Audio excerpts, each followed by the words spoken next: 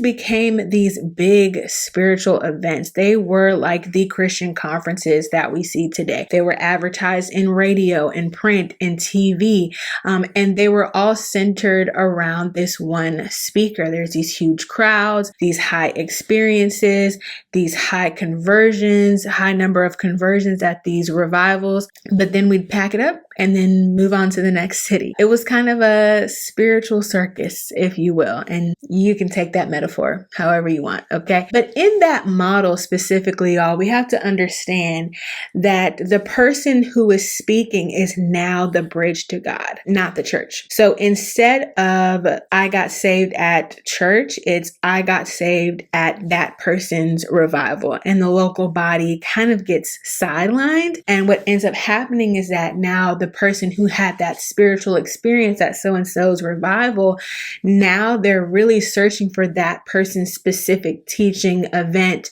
whatever, in order to experience that again, instead of understanding now that they need to get connected to a local body, engage in spiritual formation, and what it looks like to really walk with Jesus in an ordinary way. Another thing to think about that is that even though these types of revivals had high conversion rates, a lot of people, who knows how they were being discipled after this, that the person who's at the center of that revival, of that spiritual experience, of that conference, that person cannot shepherd you because they're going to pick it up and move to the next place, the next revival date, okay? They're not going to be with you when you get sick, when you lose a loved one, when you get married, when you have children. That person cannot be in your life to shepherd you. They cannot. They may be able to offer some spiritual wisdom in the moment, but they cannot be there long term to help you with your spiritual formation. I